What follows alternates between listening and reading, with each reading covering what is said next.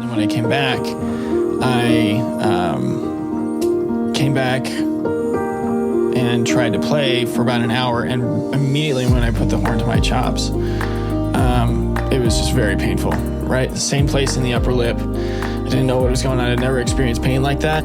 But that pressure for the ensembles and, performing well in auditions was still there. And unfortunately, I made the decision to just play through it.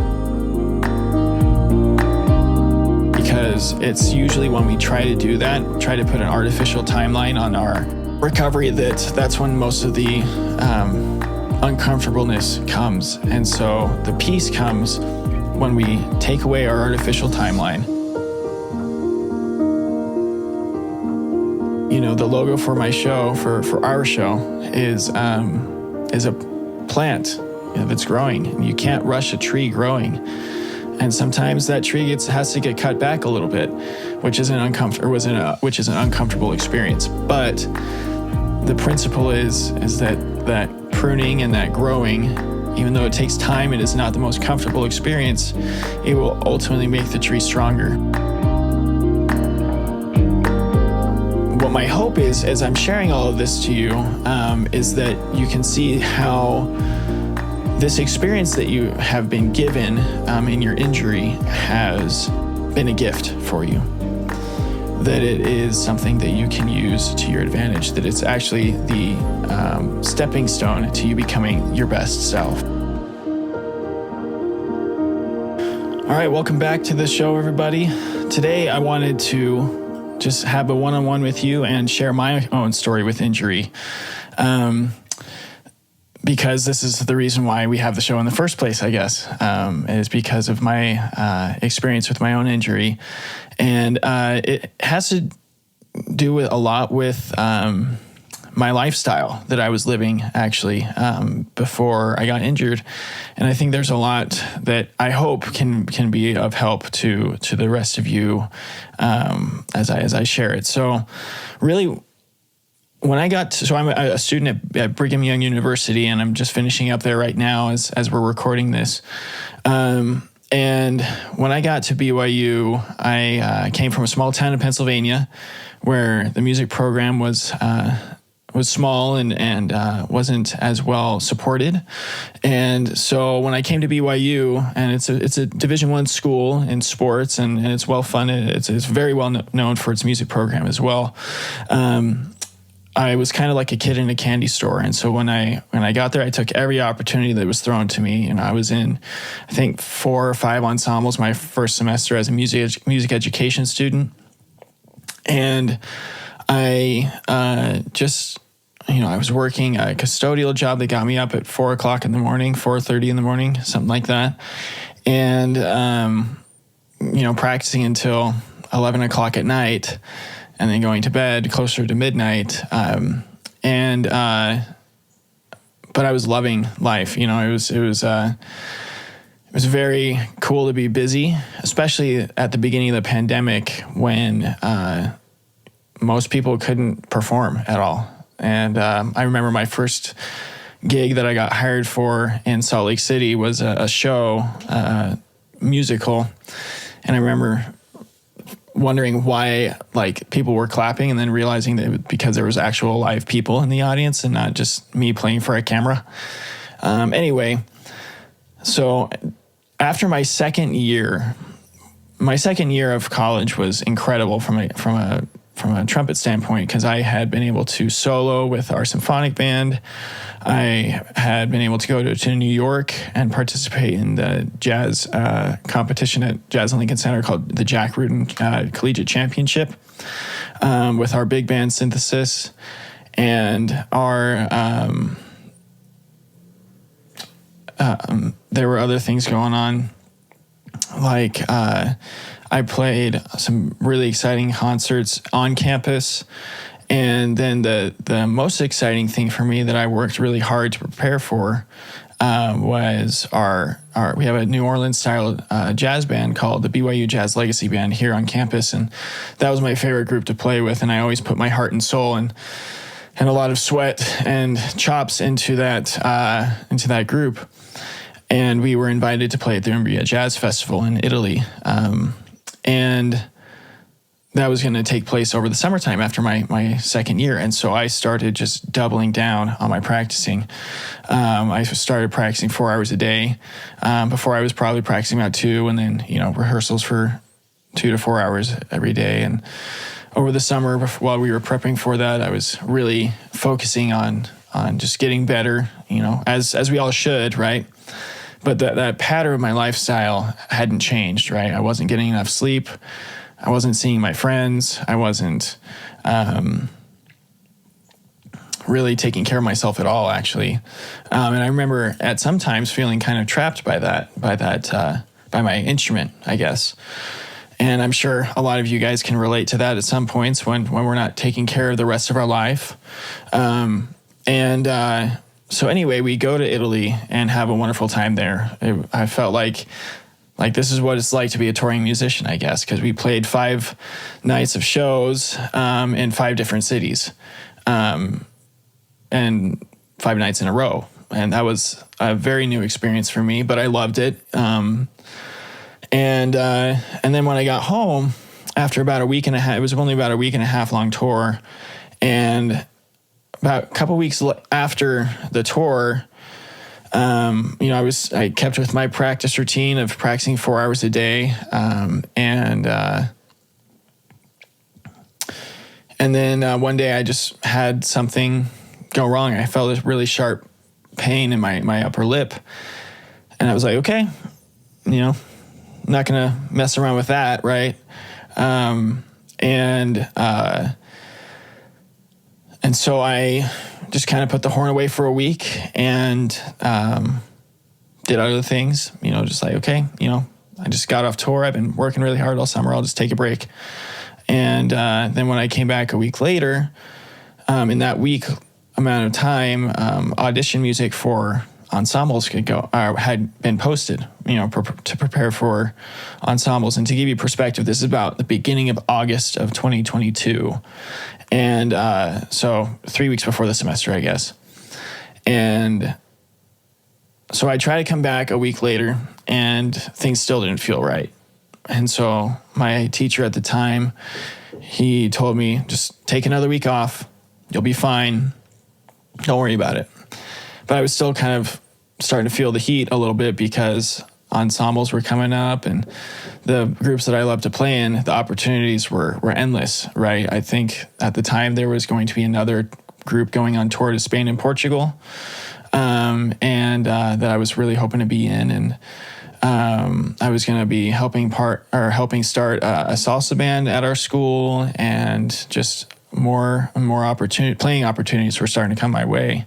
So there was a lot of pressure coming my way to do well in these auditions, as I'm sure all of you people who have gone through college music school or are currently going through it can relate. And when I tried to come back after that second week of taking off, things still were not working.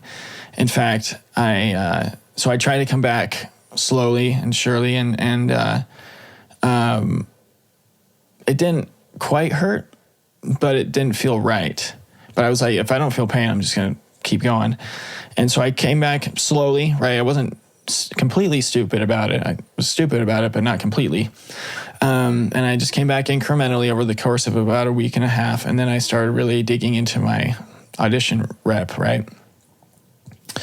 And then I went home to visit my folks to Pennsylvania right before the semester. I came back and tried to play for about an hour, and immediately when I put the horn to my chops, it was just very painful, right? Same place in the upper lip.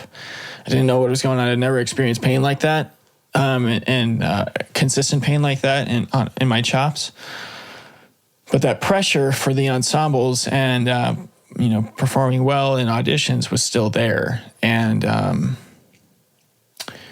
unfortunately, I made the decision to just play through it that day. And I practiced for probably about an hour on sore chops. Not just short chops, but damaged chops, right? And I definitely paid the price for that. That was about a week before the semester started. It got to the point when I did end up auditioning for ensembles. I was able to get through the auditions and did pretty well in them. In fact, probably the best I had ever done. But I did them while going through pain, right? I thought I definitely heard something, but I can still get a good sound, so I'm just going to keep going. And I'm telling you right now, that is a huge red light. Pain of any kind in your chops or anything that you need to, in your body that you need to be able to play efficiently.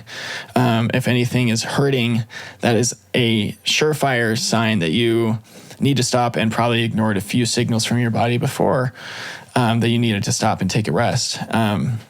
So anyway, about 2 weeks in, I'm in a wind symphony rehearsal, and I take, it was that wind symphony rehearsal. I'll never forget that day because I was in pain the entire time. And eventually after the rehearsal, like I couldn't even get a note out at that point because it just hurt so bad. And so I called my teacher. He wasn't on campus at the time, but he said he'd come right away and come see me, which I was very grateful for. And he taught me some things pedagogically, just technique things and fundamentals that would help me to be able to play more efficiently. And he said, Clark, if you're going to, you either need to learn this now or you need to take some significant time off. He said at the time it was 3 weeks. He's like, you need to take 3 weeks off. And for me at the time, like taking 3 weeks off was such a just abnormal, just not in my frame of thought at all.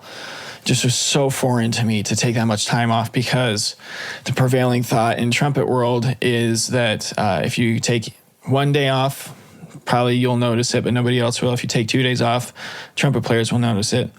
If you take 3 days off, everyone's going to notice, right? And so I didn't want to have that kind of social pressure on me.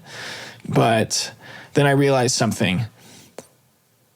I was like, so I asked him, I said, if I don't learn this, even if I do heal up, I'm probably going to end up right back here eventually, right? And he's like, yeah.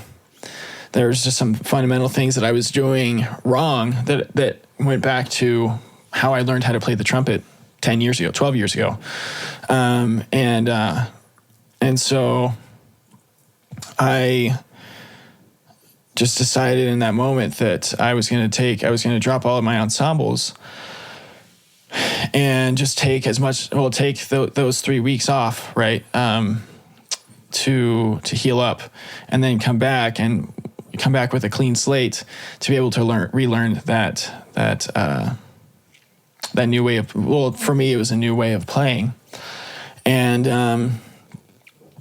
that was a very difficult decision to make. But, there's sometimes in your life when those bittersweet decisions come where you know that you have to do something, but you don't want to do it, but you know it's the best thing for you.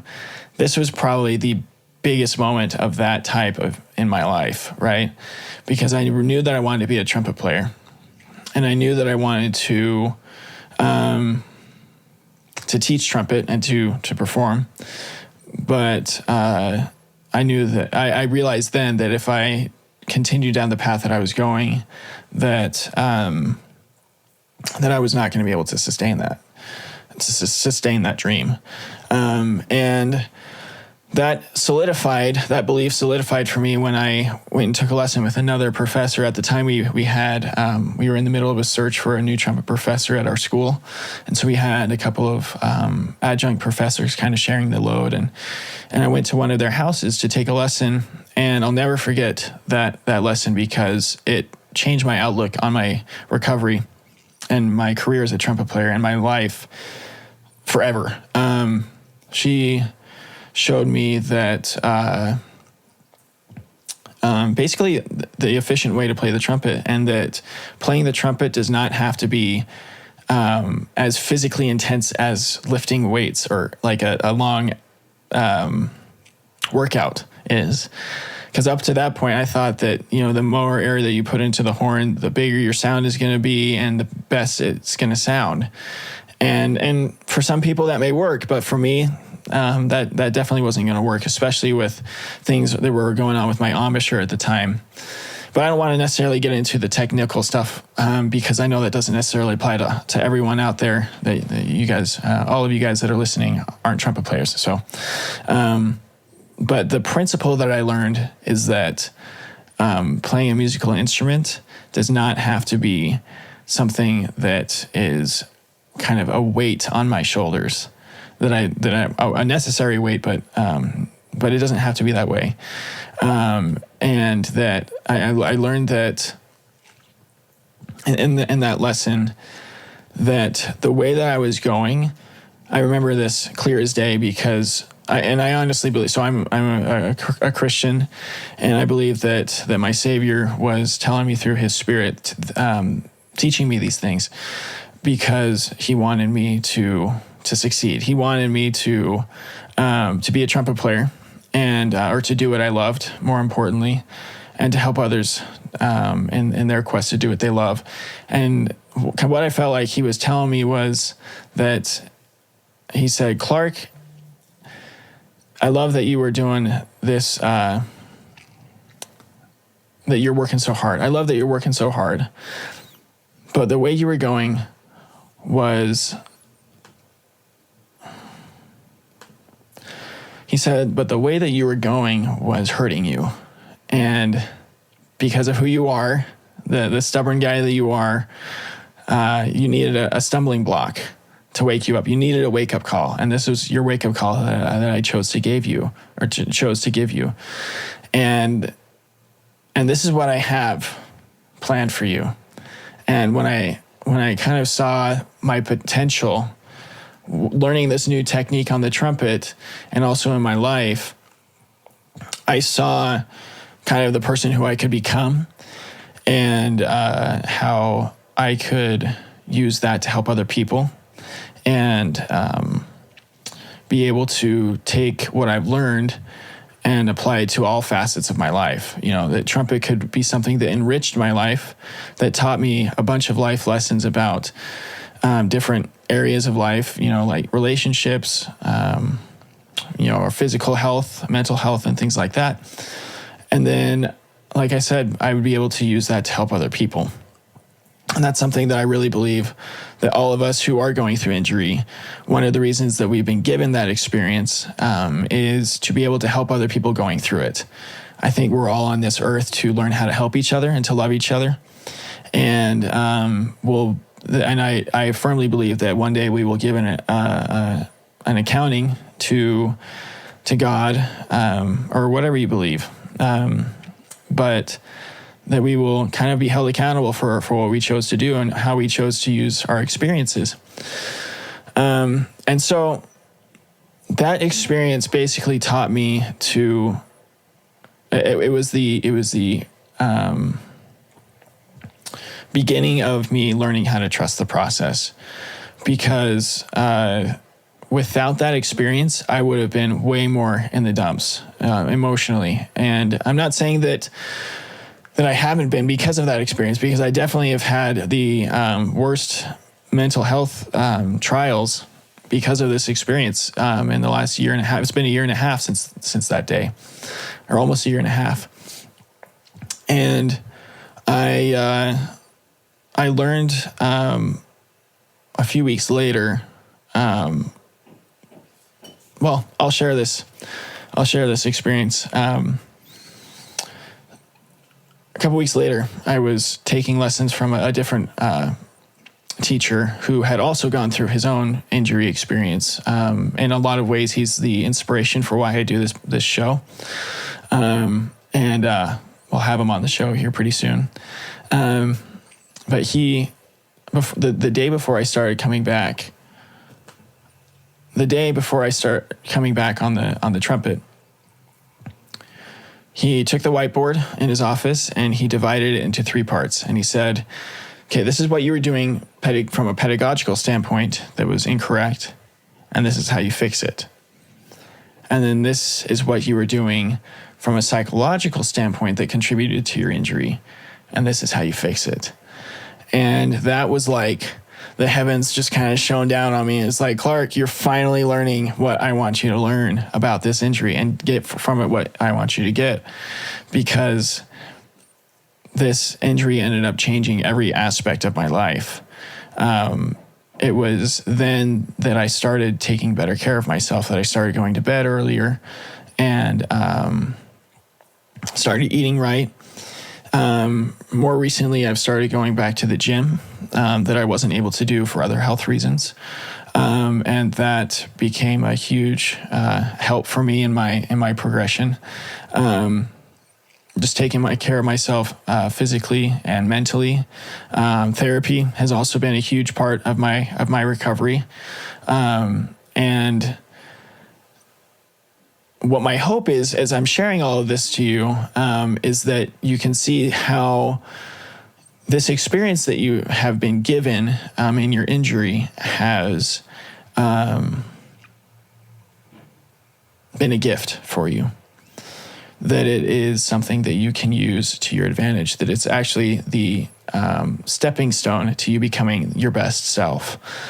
That it is because of your injury that you become your best self. And as you learn to trust the process of your recovery, whether you just got hurt, you're just at the beginning of your injury, or if you're starting to come back, which is its own animal, or if it's something that happened a while ago, is that you can use that experience to help others in their own. That you can use your experience to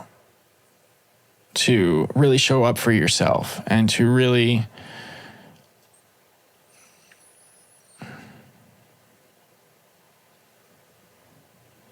learn what it means to live a holistically well life.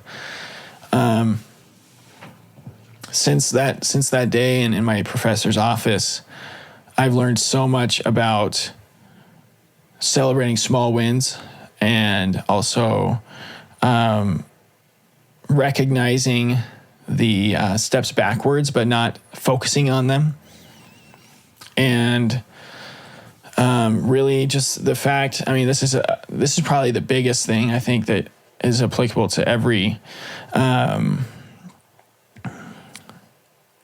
injury, right? No matter how it happened, whether it was an overuse injury or something traumatic that happened, is that you can't put a timeline on your recovery. You can't put your own artificial timeline on your body recovering, or your mind recovering, or both in most cases, because it's usually when we try to do that, try to put an artificial timeline on our recovery, that's when most of the uncomfortableness comes. And so the peace comes when we take away our artificial timeline and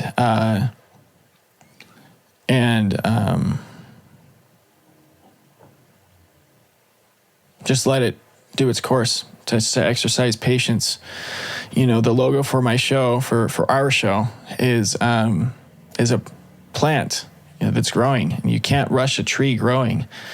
And sometimes that tree has to get cut back a little bit, which is an uncomfortable experience. But the principle is that pruning and that growing, even though it takes time and is not the most comfortable experience, it will ultimately make the tree stronger. You can't rip up the seedling and see how the roots are doing to see how long it's going to take for it to grow, because that'll just destroy the plant. And in your recovery, you can't constantly be hyper-evaluating yourself, because it's just not going to bear any fruit for you. It's not going to be effective for you. That's not to say don't set goals for your recovery. That's not to say record your progress. In fact, those are very healthy things to do and very important things to do, especially if you're going to end up helping other people down the road going through injury. But the principle is just to take away the need for it to happen on your timeline. It will happen on your body's timeline. If you're a person of faith, it'll happen on God's timeline. And you will be able to, if you pay attention, you will be able to see and learn the lessons from it that you will, that you need to learn from it. So, guys, keep on keeping on. If you have any questions or people you want to have on, you would like to see if you have any, if there's anybody that you would like to have on the show, like to see on the show that you feel has a story of injury that would be beneficial to others, shoot me an email at trustprocess.com, or I'm sorry, at trustprocess@gmail.com. That's the domain name I was able to secure for the email. Apparently Trust the Process is a popular email name. Or just shoot me a DM in Instagram or Facebook. And until next time, keep on keeping on and trust the process. Thanks for listening into our conversation today. I hope you got as much out of it as I did. To see a full bio for our guest today, see the show notes or go to our website at trusttheprocesspodcast.com. To see a full bio for our guest today, see the show notes or go to our website at trusttheprocesspodcast.com. Make sure you share this with a musician you care about who's going through injury, or a music educator in your life, or anyone just trying to make it in life. If you have a suggestion for a guest or topic to cover, shoot me an email at trustprocesspodcast@gmail.com or send me a message on Facebook or Instagram. Before we go, I just want to give a heartfelt thank you and shout out to my team, Daniel Baldwin, who is my audio engineer, Kevin West, who does all music and sound effects for the show, and my sister Dana Lovell, who created the logo and promotional materials. We wouldn't have this show without them.